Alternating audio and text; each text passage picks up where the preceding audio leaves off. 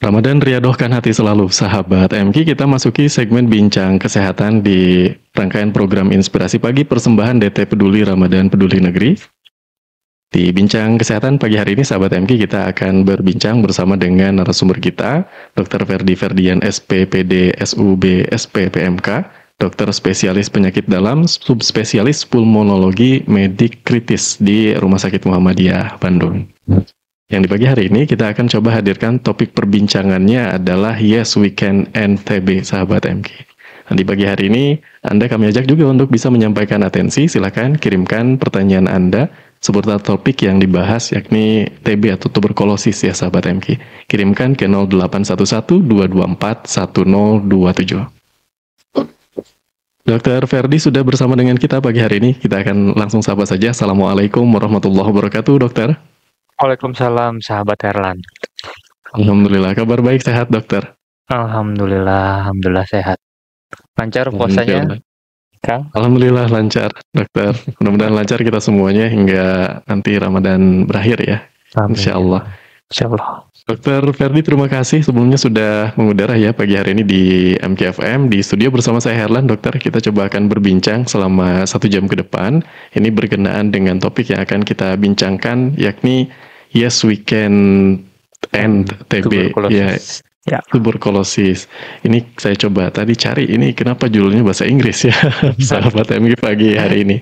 Ternyata ini adalah satu tema, slogan ya, yang diusung karena bulan Maret ini ternyata identik dengan satu peringatan untuk kita bisa lebih aware lagi, lebih waspada lagi tentang tuberkulosis, dokter ya. Betul sekali. Baik. Di awal mungkin bisa dihadirkan, dokter, kita mengapa kemudian menghadirkan topik ini agar sahabat MK semakin dapat terinspirasi begitu ya, dengan apa-apa yang perlu kita waspadai tentang tuberkulosis ini, dokter. Iya, oke. Terima kasih sahabat Hanif. Jadi kalau misalnya tadi kan pertama kata-katanya judulnya kan dalam bahasa Inggris, itu sebetulnya diadopsi dari organisasi WHO ya, organisasi WHO. Dan memang setiap tanggal 24 Maret itu selalu diperingati untuk Hari Penanggulangan Tuberkulosis di seluruh dunia. Dan Indonesia pun mengadopsi itu, dan kalau ditranslate ke Indonesianya jadi Hari Tuberkulosis Sedunia HTBS ya. HTBS itu tahun 2024 dari Kemenkes kita diadopsi yang tadi Yes We Can End TB itu jadi gerakan Indonesia Akhiri Tuberkulosis atau GIAT ya. Dan dari GIAT ini saya lihat ada empat subtema yang diangkat oleh Kemenkes kita, dan saya akan ulas satu persatu, nanti mungkin dalam tanya jawab aja, nggak apa-apa. Gitu Kang Herlan. Kalau memang kan ditanya kenapa Yes We Can End TB, karena emang target kita adalah memberantas tuberkulosis di masa depan. Tuberkulosis ya, baik.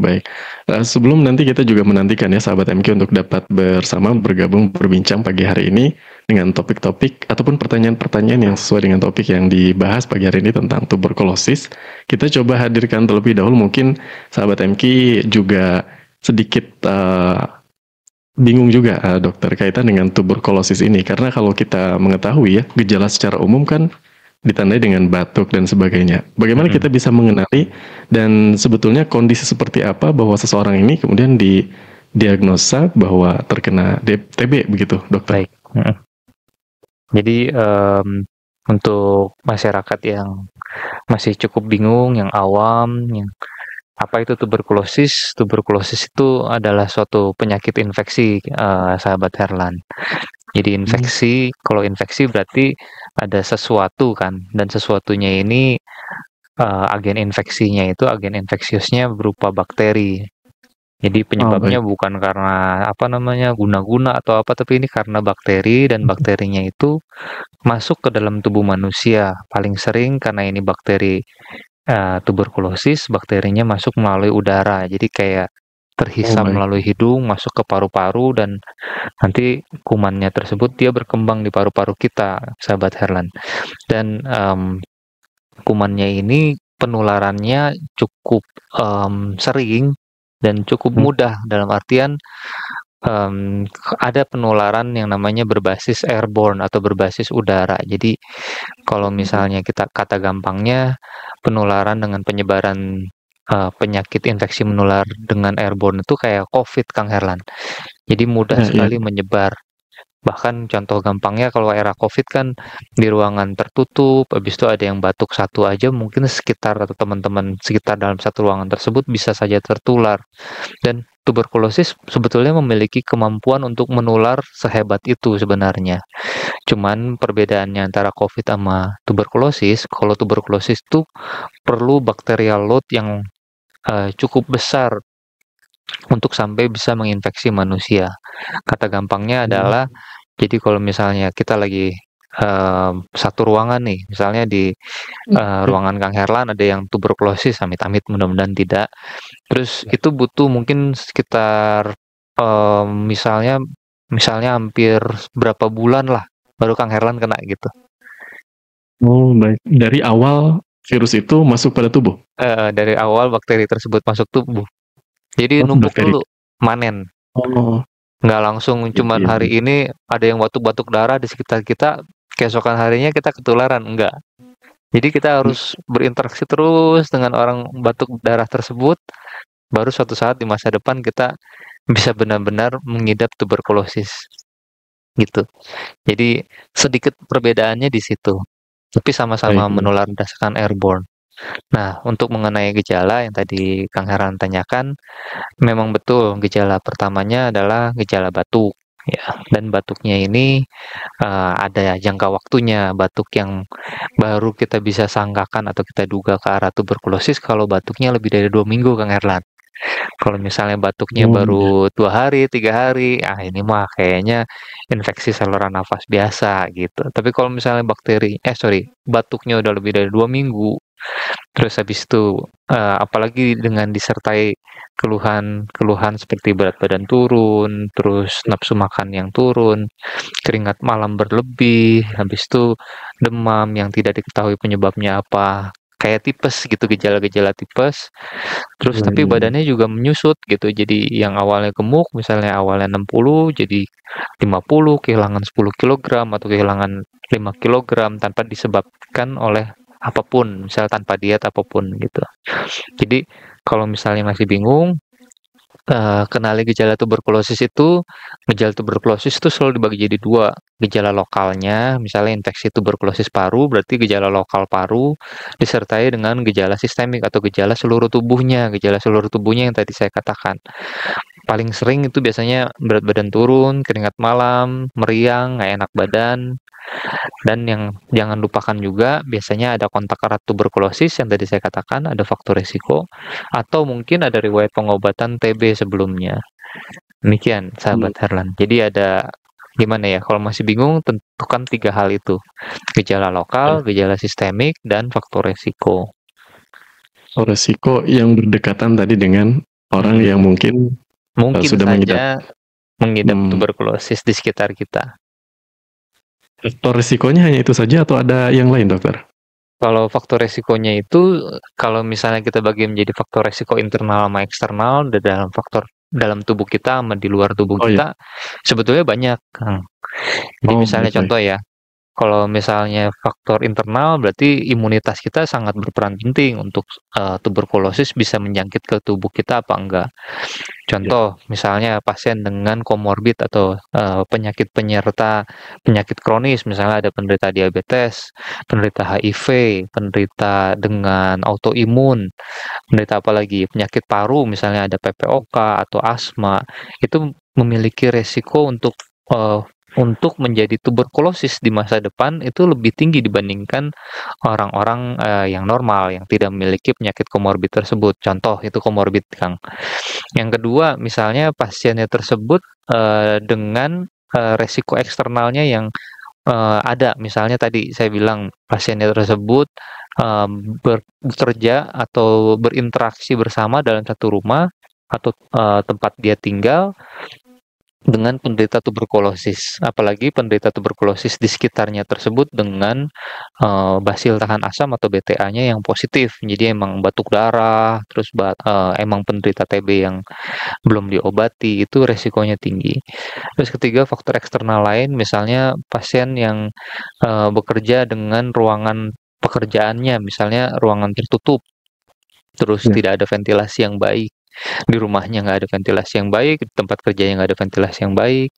Terus habis itu tidak ada sinar matahari yang masuk ke dalam ruangan tersebut, ventilasinya udah buruk, sinar matahari nggak masuk. Habis itu apa ya kita bilang ya Kang ya, mungkin berdesak-desakan lah ya. Jadi satu ruangan yang harusnya untuk satu orang ini dipakai untuk 2 atau 3 orang, jadi penuh sekali dalam ruangan tersebut. Kapasitas. Betul. Hmm, Jadi faktor baik. internal dan faktor eksternal akan menentukan seseorang memiliki resiko terjangkit tuberkulosis apa enggak. Demikian, Kang. Baik, baik. Jadi itu sahabat MK kita sudah coba kenali ya TBC ini atau TB ini tadi kita coba mudah-mudahan dengan informasi yang tadi sudah disampaikan dipaparkan oleh dokter kita bisa kembali mewaspadai ya agar ketika kita dimungkinkan sahabat MK ya ada gejala-gejala seperti demikian kita bisa coba lebih waspada dan bisa memeriksakan diri. Nah, insya Allah kita akan nanti sambung dokter di termin yang berikutnya. Kita masih nantikan juga sahabat MK yang ingin menyampaikan atensi silakan kirimkan pertanyaan Anda di 0811-224-1027. Lepas beberapa informasi kami segera kembali untuk Anda tetap di Bincang Kesehatan MKFM bersama dengan Rumah Sakit Muhammadiyah Bandung.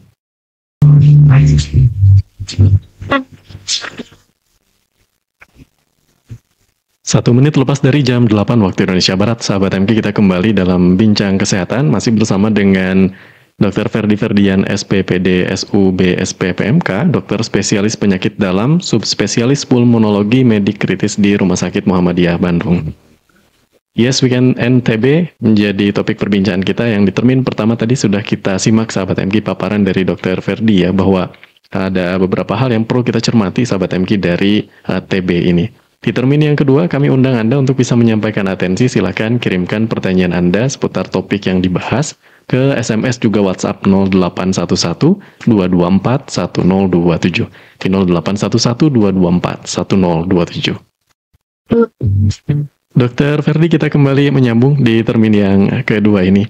Sebelum kita nanti lengkapkan juga dengan beberapa hal yang perlu kita ketahui tentang tuberkulosis ya, tentang tadi sudah dihadirkan faktor resiko, gejala, dan yang lain-lainnya, mungkin kita perlu ketahui juga bagaimana diagnosa dari TB ini harus melakukan apa begitu ya, sehingga kita tahu bahwa kita mengidap atau tidak begitu. Ada pertanyaan terlebih dahulu dokter dari sahabat MK yang sudah menyampaikan atensinya pagi hari ini. Ada sahabat kita dari Cipendei. Ini seorang ibu menyampaikan pertanyaan. Jadi dulu sekitar tahun 2000-an pernah flek di paru-paru, kemudian pernah berobat dan selesai berobatnya hingga 6 bulan. Sudah kemudian dinyatakan sehat juga. Yang dikhawatirkan oleh sahabat kita ini apakah mungkin dapat kambuh kembali, dokter? Bagaimana menjaganya agar tidak kemudian kambuh kembali? Begitu, dokter. Oke, terima kasih Kang Herlan.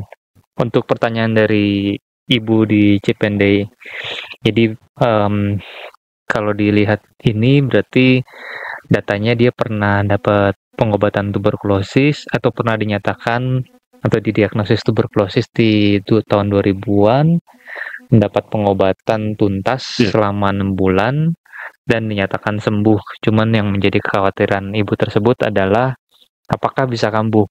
Nah, jawabannya adalah bisa.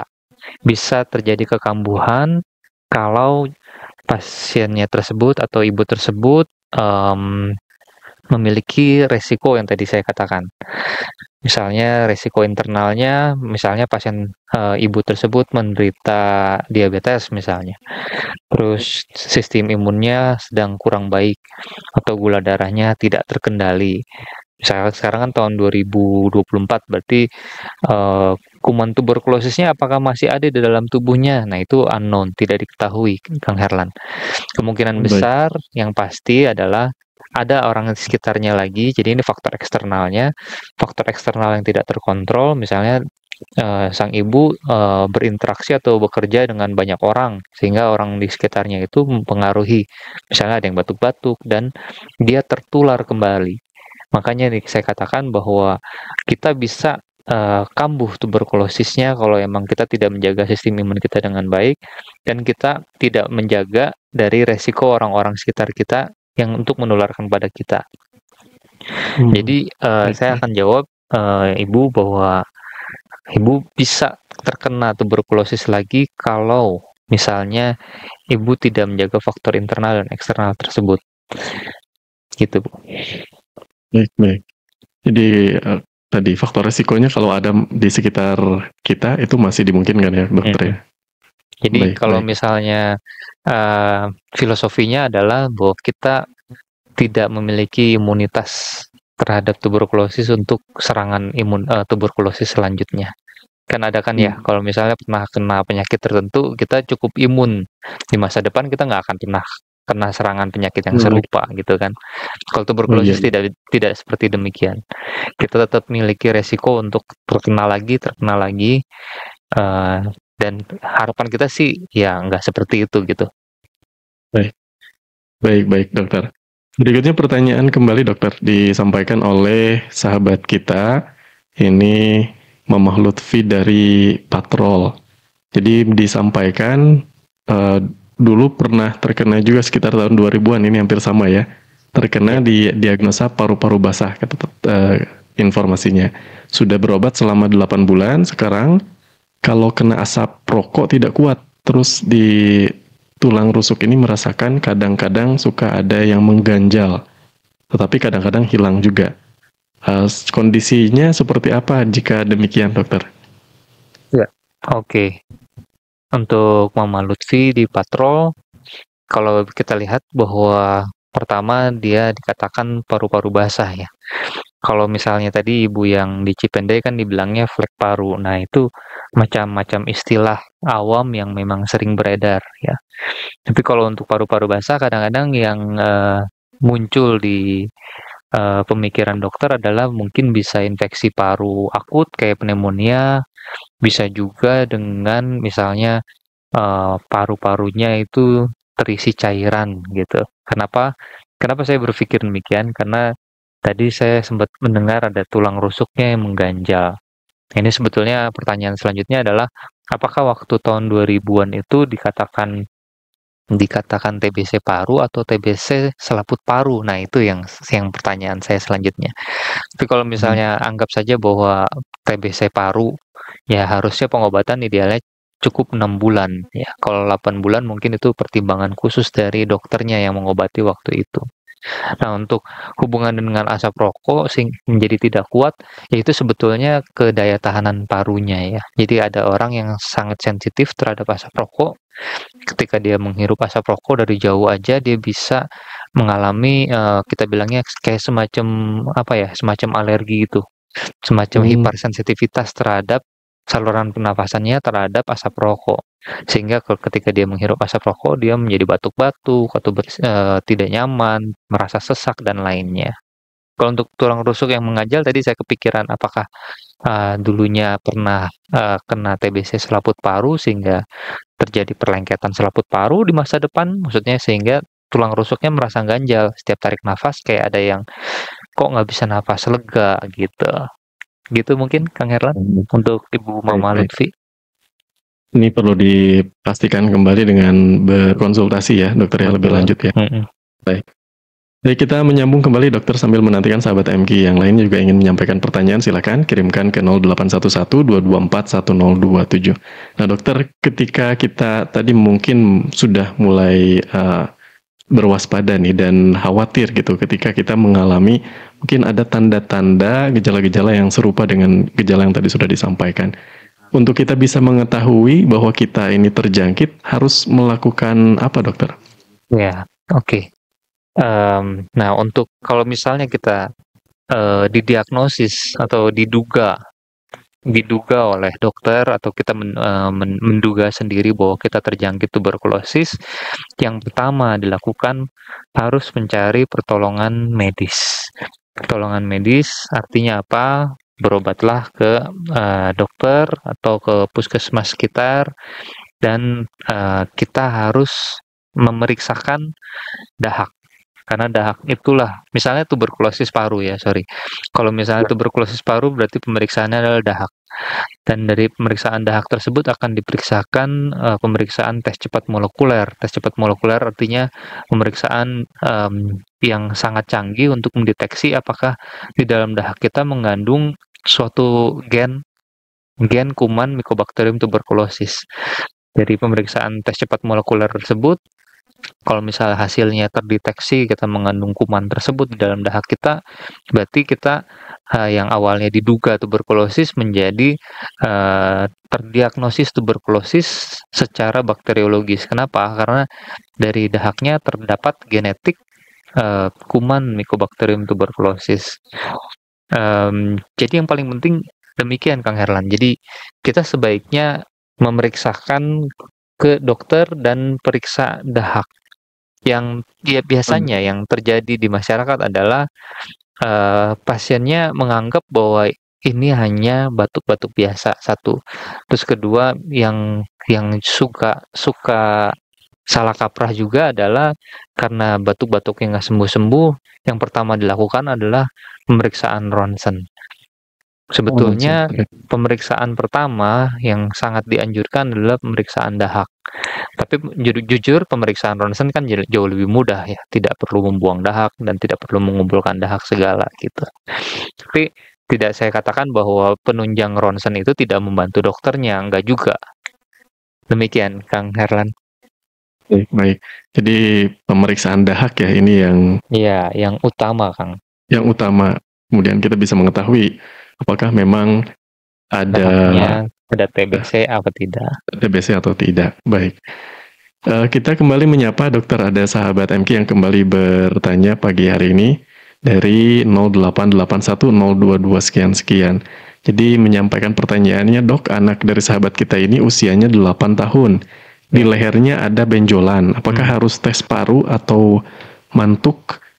Ini dari Ibu Cahyanti di Panyilekan, Dokter.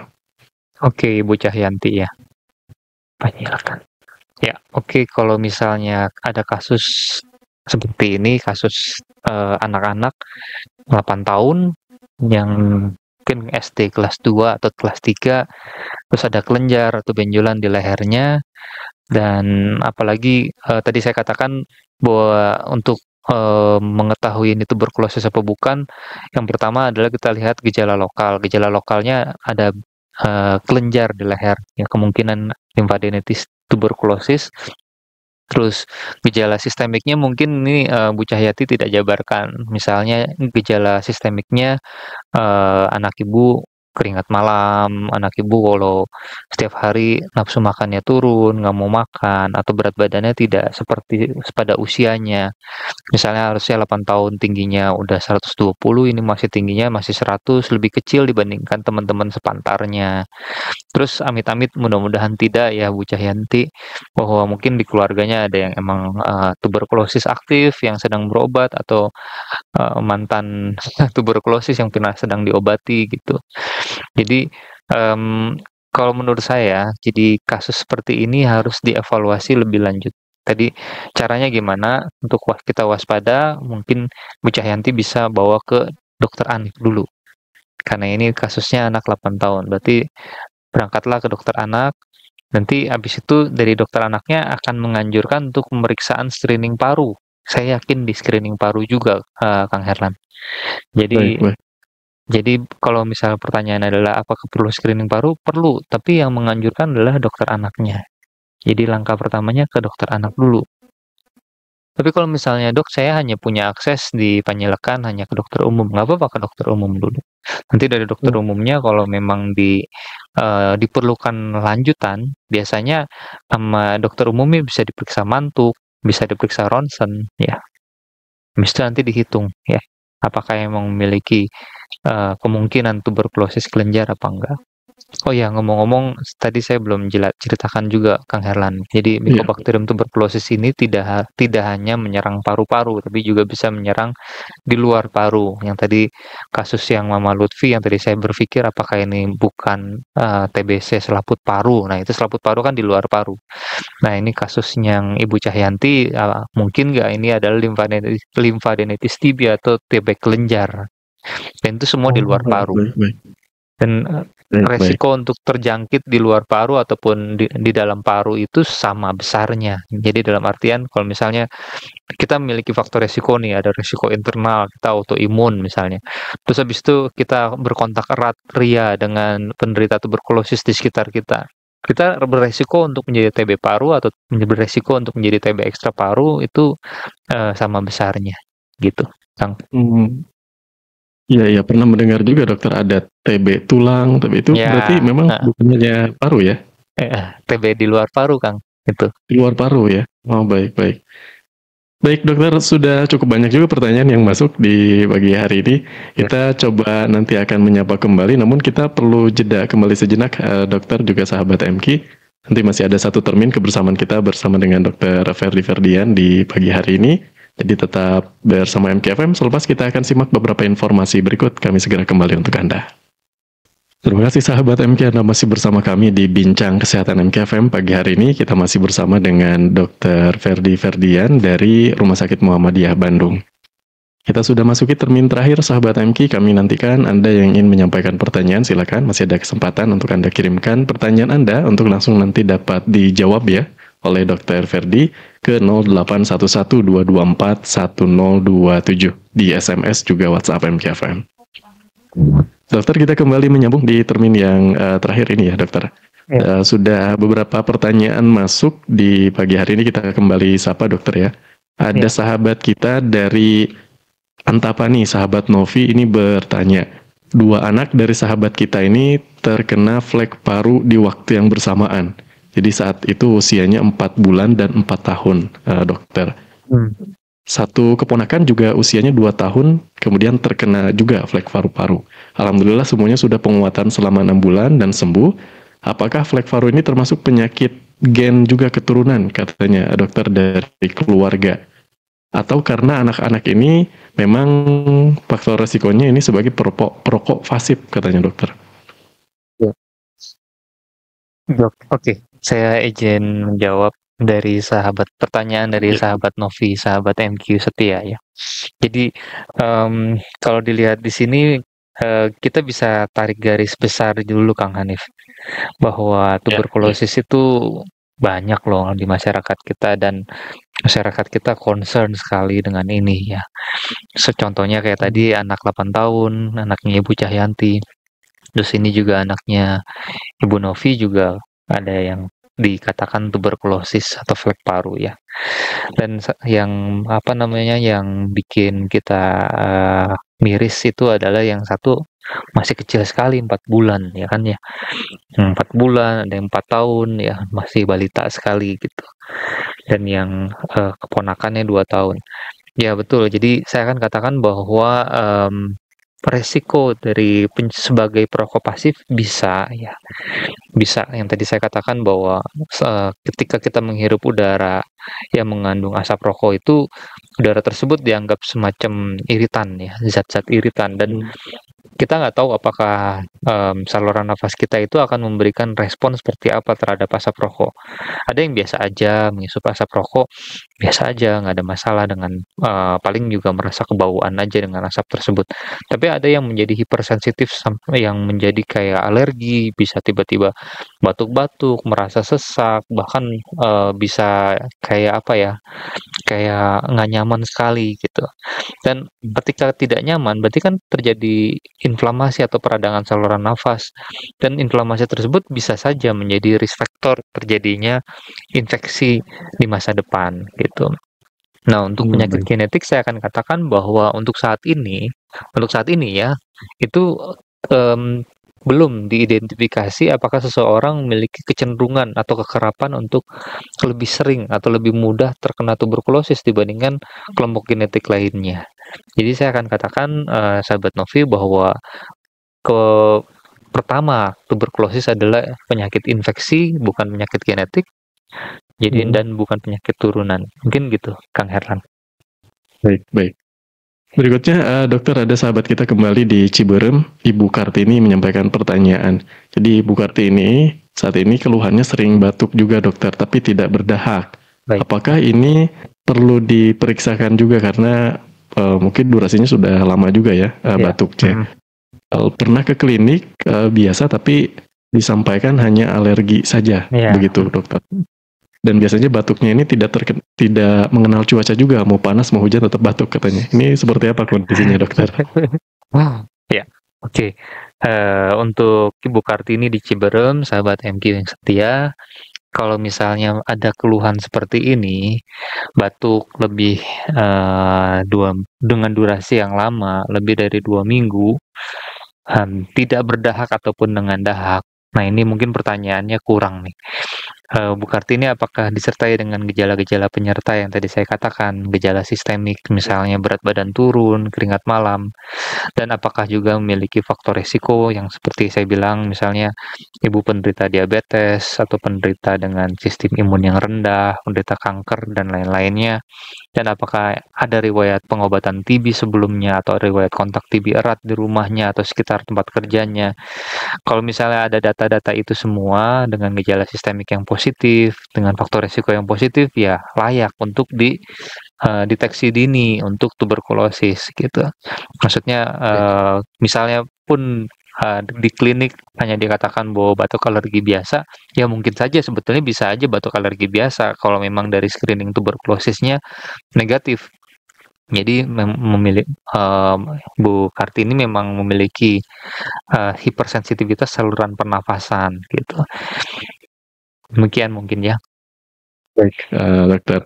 Pertanyaan berikutnya ada sahabat kita Abu Fahmi ini bertanya, dokter, apakah setiap ada dahak berdarah itu sudah dipastikan TB atau tidak, dokter? Oke. Nah, ini amit-amit ya, mudah-mudahan sahabat Abu Fahmi bukan yang penderita batuk darahnya ya, mudah-mudahan bukan. Nah, kalau misalnya batuk darah, kita akan lihat dulu seberapa masif atau seberapa banyak darahnya ya. Kalau misalnya batuk, contoh ya, misalnya kita lagi batuk pilek dengan radang tenggorokan. Waktu era COVID kan sering tuh radang tenggorokannya berat sekali. Pas kita buang dahak, kok dahaknya ada karat darahnya. Apakah itu bisa dikatakan tuberkulosis? Kan enggak ya. Bisa saja itu iritasi saluran pernafasan, lecet di bagian faring atau di belakang tenggorokan kita dan memberikan gambaran seperti karat darah. Jadi batuk darah itu tidak selalu identik dengan tuberkulosis. Cuman mengingat tuberkulosis banyak di Indonesia, ketika ada batuk darah wajib screening untuk tuberkulosis. Mungkin gitu Kang Herlan. Contoh lain yang bisa menyebabkan batuk darah misalnya ya, amit-amit juga, mudah-mudahan sahabat Abu bukan penderita ini, misalnya adalah keganasan paru ya, keganasan paru, kanker paru maksud saya, di saluran pernafasannya bisa juga ada dengan batuk darah. Penderita yang lain yang bisa juga terjadi misalnya penderita dengan bronkiekstasis atau penderita dengan penyakit paru obstruktif, penyakit lainnya juga ada beberapa yang bisa menyebabkan batuk darah. Baik. Perlu langsung didiagnosakan langsung ya. Betul. Sahabat kita Abu Fahmi tadi langsung diperiksakan. Abu Fahmi mungkin bisa periksakan dulu ya. Saya penasaran nih. Kalau misalnya ada kesempatan mungkin kita ngobrol secara ini ya di Hasan Sadikin. Kalau di Muhammadiyah, maaf ya.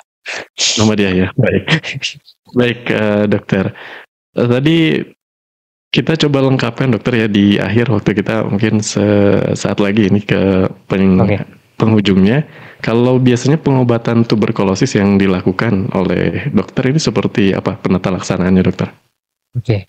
Untuk penata laksanaan tuberkulosis itu penata laksanaannya tidak boleh sembarangan, Kang Herlan. Jadi penata laksanaan ini diatur oleh dunia, diatur oleh Kemenkes. Jadi karena diatur secara spesifik, makanya dibikinlah semacam program pengentasan tuberkulosis. Jadi obatnya obat program. Dan obat programnya ini sudah sedemikian sistematis. Jadi kita hanya boleh memberikan dengan obat anti tuberkulosis namanya. OAT, obat anti tuberkulosis. Jadi nggak bisa tuh misalnya penderita dikatakan menderita tuberkulosis, habis itu dikasih obat cuman dikasih antibiotik biasa, dikasih antibiotik merek A, merek B, itu jelas tidak boleh. Dia hanya boleh diobati dengan obat anti tuberkulosis yang sudah terdaftar. Terdaftar dalam artian bisa yang dari pemerintah dengan program atau yang sudah terdaftar BPOM dan resmi menjadi obat anti tuberkulosis. Dan pengobatannya itu berjangka, Kak Hanif. Jadi dia tidak bisa cuman diobatin, oh ini hanya minum sebulan aja cukup, tidak. Untuk saat ini obat program tuberkulosis itu harus dientaskan sampai minimal 6 bulan. 6 bulan loh, saya katakan 6 bulan. Tapi dengan pertimbangan khusus oleh dokter penanggung jawab pasien, bisa pengobatannya itu bisa diperpanjang sesuai dengan ketentuan. Ya. Nah, selain obat program diatur oleh pemerintah, obat program tuberkulosis ini juga gratis, Kang Herlan. Jadi idealnya pasien tidak ditarik sepeser pun untuk pengobatan ini. Bahkan untuk pemeriksaan dahak, tes cepat molekuler yang tadi saya katakan, pemeriksaan canggih tersebut tidak ditanggung oleh pasien. Bahkan bukan ditanggung oleh BPJS. Jadi ini benar-benar khusus, program khusus yang di luar BPJS. Dan obatnya ini tadi obat program, obatnya canggih sekali, obatnya bahkan di dropship juga dari luar negeri, maksudnya obat WHO gitu. Terus obatnya tersebut dikemas dengan formasi yang khusus, kita bilangnya dengan obat fixed dose combination atau kombinasi dosis tetap. Jadi satu tablet atau satu kapsul yang kita minum itu sebetulnya mengandung berbagai antibiotik yang masuk ke dalam tubuh dan sudah dikemas sedemikian rupa supaya pasien cukup mudah. Misalnya pasien berat badan di atas 54 kg, minum 4 tablet warna merah, diminum pagi hari sebelum makan saat perut kosong, dan dia harus rutin minum selama 6 bulan ke depan. Gitu, Kang Herlan. Jadi obatnya khusus sekali, tidak boleh sembarangan, kita harus tata laksana ini secara serius kalau kita ingin NTB di tahun 2030 atau 2035. Amin. Amin ya rabbal alamin. Jadi tadi sahabat MK ini jangan ragu juga ya untuk memeriksakan diri, karena seluruh pengobatan ini layanannya khusus ya dokter ya, bahkan gratis tadi disampaikan. Mudah-mudahan kita bisa terbebas dari tadi TB sahabat MK. Amin.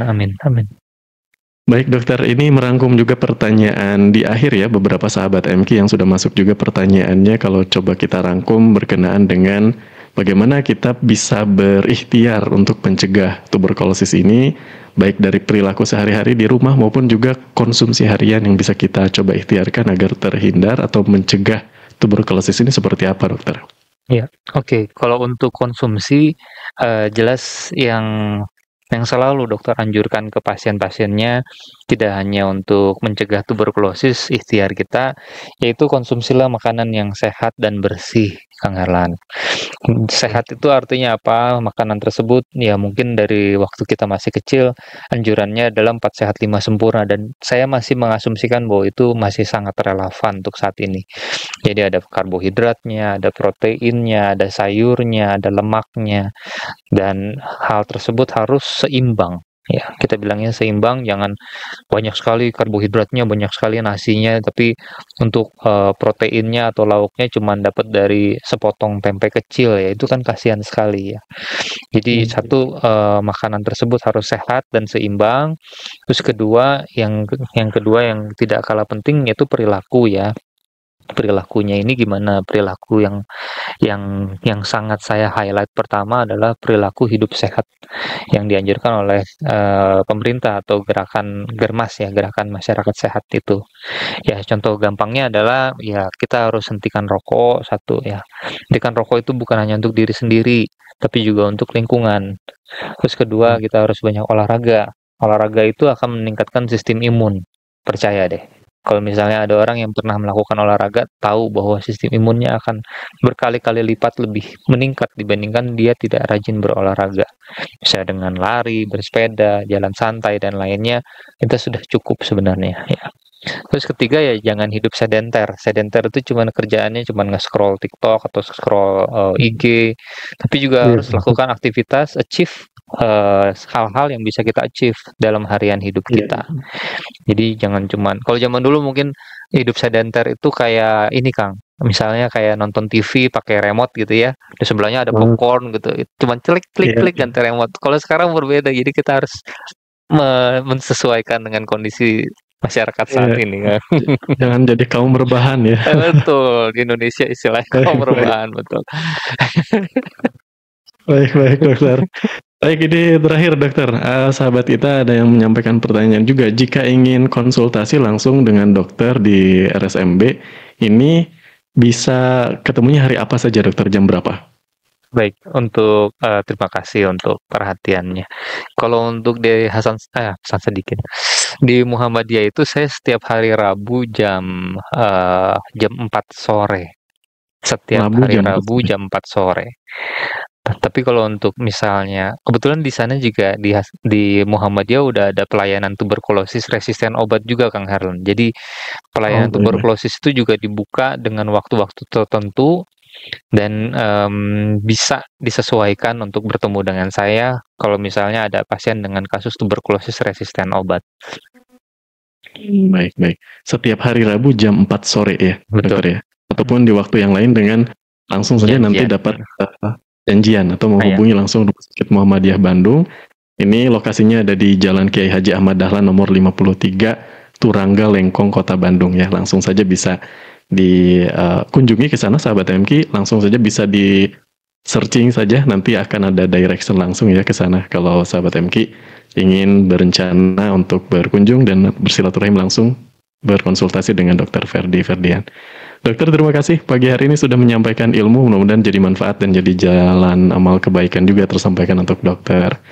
Selamat kembali lanjutkan aktivitasnya, mudah-mudahan lancar selalu dokter, sehat selalu juga. Assalamualaikum warahmatullahi wabarakatuh. Waalaikumsalam warahmatullahi wabarakatuh. Makasih Kang Herlan, makasih sahabat MK ya.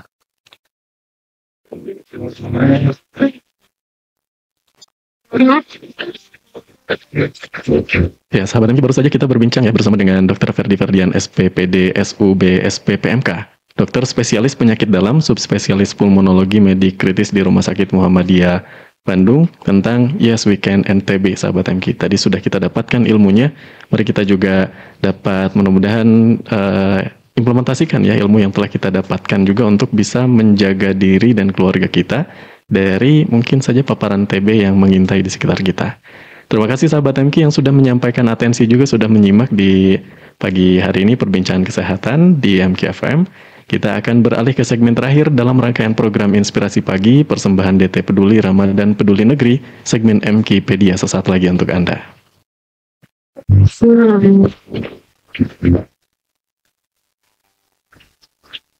Mensyukuri nikmat, menjaga